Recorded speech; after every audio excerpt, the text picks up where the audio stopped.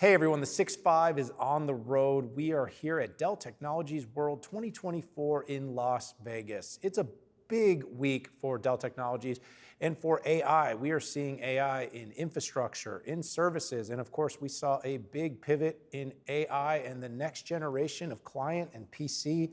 It's an exciting time. We're having a lot of conversations here throughout the week, and I'm excited about the one we're about to have here with Yvonne McGill, CFO of Dell Technologies. Yvonne, welcome. Well, thank you. Thank you for having me today. It is really great to have you here. You know, we chat, somewhat like on the quarter, that's a cadence. Yeah. You know, as industry analysts, I always say we don't set buy targets, we don't set price targets, but oftentimes, you know, we are uniquely qualified to sort of look at a company from left to right.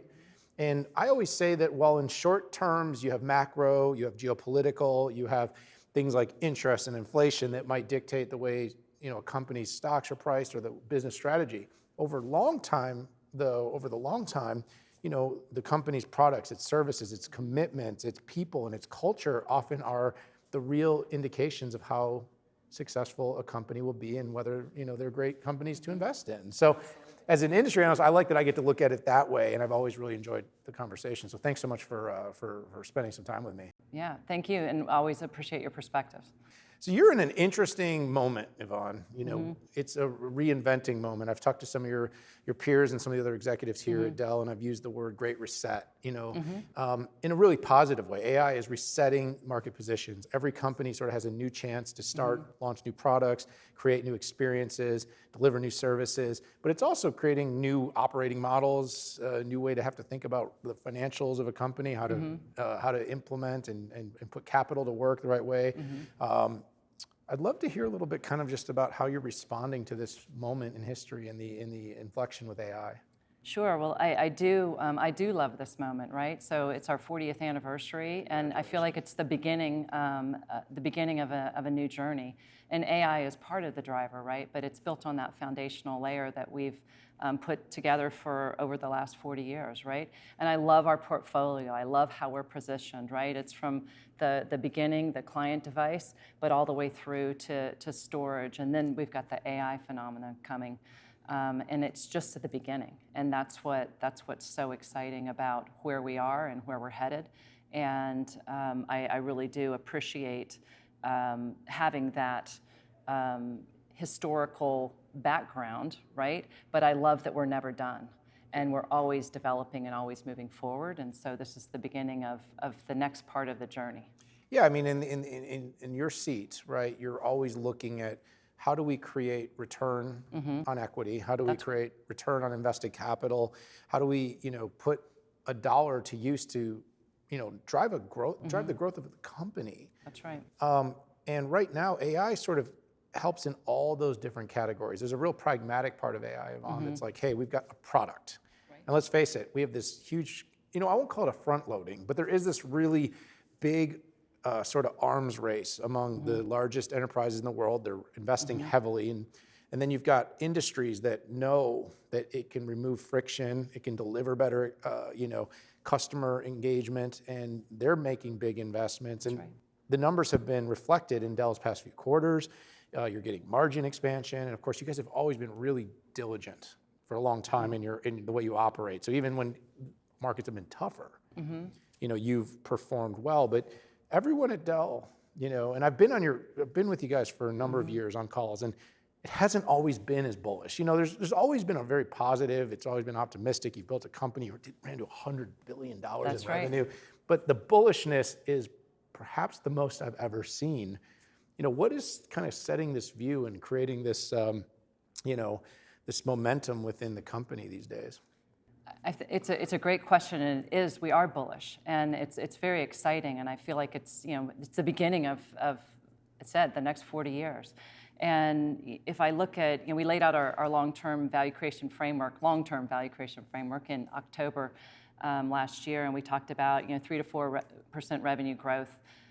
We talked about 8% or more non-GAAP diluted earnings per share growth. So that's pretty exciting. But even more exciting, we talked about the return to shareholders, right? We talked about our net income to free cash flow of 100% or greater. And then we talked about returning that to our shareholders, 80% or more return to shareholders, whether it's in dividend or in share repurchase. But why is that so exciting and where we are now with AI?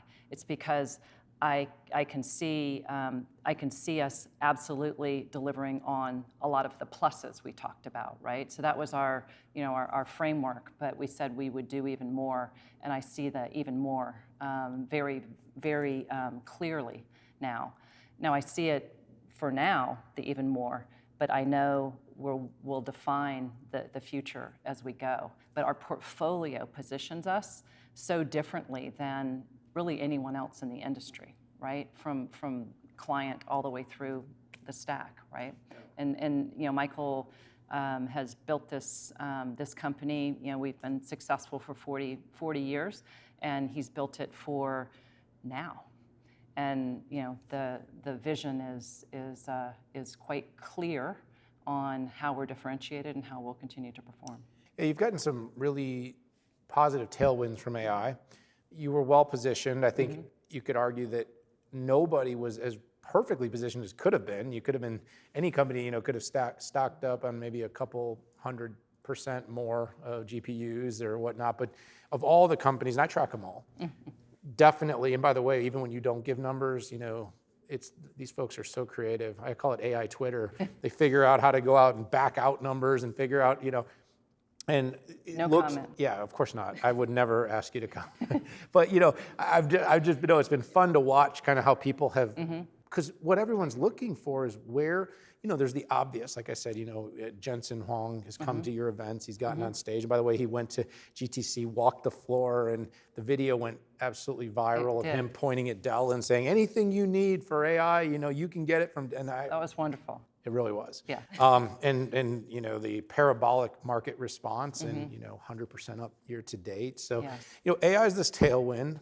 I mean, I see it both inwardly. I've heard a little bit about the company story. Right. The company has talked about how it's using it itself. It's using it in its service models. It's using it in financial modeling. I'm sure you're going to be looking at finding efficiencies. I mean, absolutely. Maybe I'll break it into two parts. Talk a little bit in your world in leading the financial vision and operations of the company, kind of how you see AI playing a role in creating a stronger model going forward. Sure. So, as we look at AI and look at that opportunity that we see, it's actually given us the opportunity to really re-examine everything we're doing. And so really deciding, what should we do? How should we spend our time? And then, how do I rebuild the foundational layer so that I can then enable AI on top of it to be even more efficient? And so, we're looking at everything from engineering. How can I bring product to market faster? Yeah. Leveraging AI. I think of areas like I have responsibility for around customer care, for example. How can I solve customer issues or questions faster with higher customer satisfaction? And so we're doing that now. How do I do things in a more automated fashion so that I can spend my time on those more complex areas that need more collaboration, more focus. And so it's really across our entire portfolio that we're leveraging this, but we're doing it internally. And when we're talking to customers, we're talking to them about how are we addressing it? How are we going after the opportunity that AI can drive from an efficiency standpoint? But it all starts with examining, the state of your business and then prioritizing, because there's so many ideas out there on how you can do things differently. You can't do them all simultaneously, right? So where's the biggest value add, and how do you focus on that? And so, we're leveraging it. I mentioned in engineering. I'm in our go-to-market, so sales. I talked about some of the finance opportunities there too. So, it's an all play. It's bountiful. It is. I've used this quote, and you remember when this kind of wave of Gen AI hit, there was a bit of like this tension of CEOs and CFOs kind of talking about the impact it might have on workforce. We've heard CEOs like Jensen, I mentioned, come out and say, maybe people won't need to learn to code, which is a big pivot from many of us with children who said, go learn to be a software engineer. And Bill McDermott today actually made some really interesting comments about how, like in 1966 or something, 40 years ago, they did a study, and they thought that automation and different technologies, industrial revolution was going to, all the executives would have jobs, but most of the employees wouldn't have jobs. And we're tens of millions of jobs later. So I don't think we know yet 100%, but I do think like design with and design for AI, and I often talk, Yvonne, about this kind of prune to grow idea, meaning that right now with AI, someone in your chair needs to kind of be looking at the operational efficiencies in a way that's not culturally damaging, pragmatic, and you want to get your best people doing their best work. That's right. Also figuring out where to take out costs that AI can help, but those dollars in the best companies, I believe, will be reinvested into growth, not saved just to give back to shareholders or put in the pockets of executives. That's right. Got a few minutes left. I want to get your take on the investor community.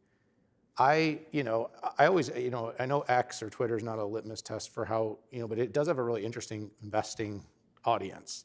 And Dell historically, when I've shared or when I've commented on it, it didn't draw a ton of emotion or reaction.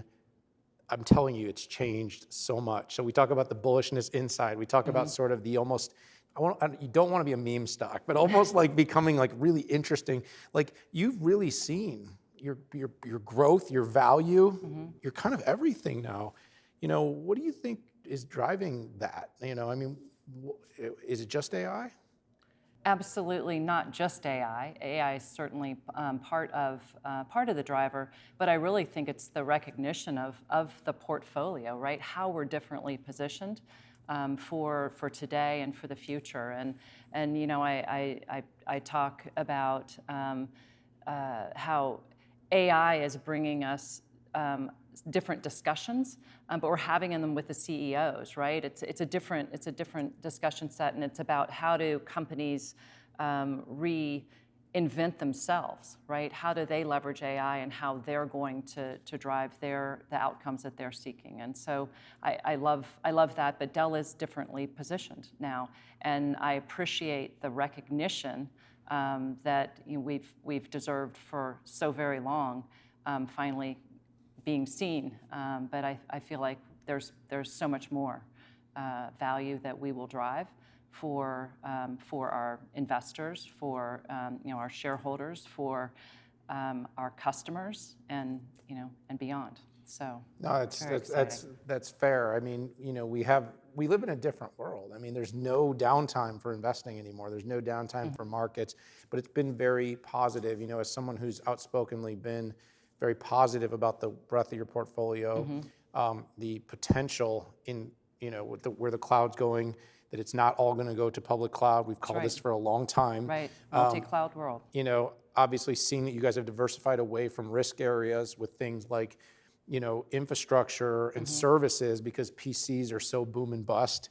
Managing well supply chain cycles is something I've always been impressed by in that period of time. Yvonne, you guys did.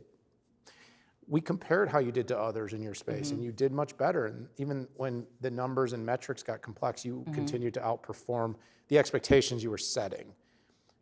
You're a year in now to the role. Let's end on this note. How do you think about the role, the CFO role, the opportunity? Because not only are you a year in, but it's been a very positive, and there's been both, external forces, but also internal forces. What are you thinking about the role going forward? I am so excited about Dell Technologies. I'm so excited about being the CFO. I've been at the company almost 27 years, and it feels so fresh and so new. And not that we haven't accomplished so much over the last 40 years, but that we see how we're differentiated going forward. And so I'm super excited. And what's even more exciting is the markets and starting to recognize, and I say starting because there's so much more to go, but recognizing how differentiated we are. Yeah, it's very exciting. I've really enjoyed watching your tenure so far, and I look forward to kind of seeing how you drive into the future. You can tell Michael's just absolutely thrilled, and he'll be joining us here on the 6-5 on the road as well, so stay tuned for that. But Yvonne, thanks so much for joining me here today. Thank you. I so appreciate it. Look forward to talking more soon. All right, thank you. All right, everyone, hit that subscribe button. Join us for all of our coverage here of Dell Technologies World 2024. This is the 6-5. We are on the road in Las Vegas, Nevada, but I've got to go. So subscribe, stay tuned. We'll see y'all later.